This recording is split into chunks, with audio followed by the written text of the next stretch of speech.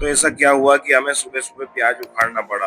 और प्याज उखाड़ते उखाड़ते ऐसा क्या हुआ हमारे साथ, तो प्याज उखाड़ते उखाड़ते हमें कहाँ जाना पड़ा, तो देखिए इस ब्लॉग में अंत तक बने रहिए।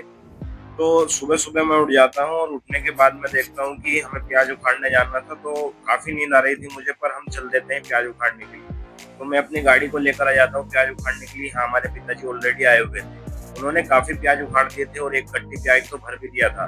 क्योंकि यहाँ पर हम प्याज उखाड़ रहे थे, तो उखाड़ते उखाड़ते जो प्याज टूट रहे थे उन्हें हम डायरेक्ट कट्टी में ही भर देते हैं। और कट्टी में भरने के बाद में हम काफी देर बाद प्याज उखाड़ लेते हैं। फिर मैं अपने पिताजी की गाड़ी पे प्याज की बोरी रखवा देता हूँ और वो प्याज लेकर घर पे निकल जाते हैं। फिर हम प्याज व्याज को दाप देते हैं पूरा तरीके से, आइट साइड से पत्ते।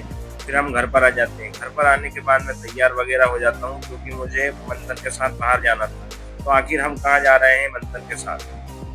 फिर मैं मंथन के घर पर पहुंचता हूँ और मंथन तैयार वगैरह हो जाता है। फिर हम निकल जाते हैं एक जगह पर जाने। तो गर्मी के कारण मैं अपने मुंह पर छापी वगैरह बांध लेता हूँ।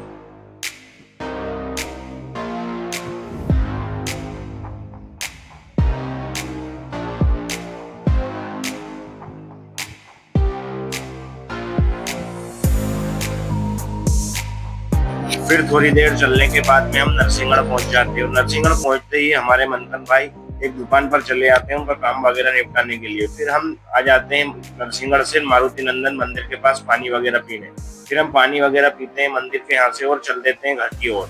फिर हम मंथन के घर पर पहुंच जाते हैं और मंथन के घर पर पहुंचने के बाद पानी वगैरह पी लेते हैं। फिर मैं आ जाता हूँ अपने घर पर। फिर मैं सो जाता हूँ थोड़ी देर। फिर उठने के बाद में हम चले जाते हैं हमारे छोटे दादाजी के लड़के को छोड़ने के लिए उनकी बाइक से जोड़ पर।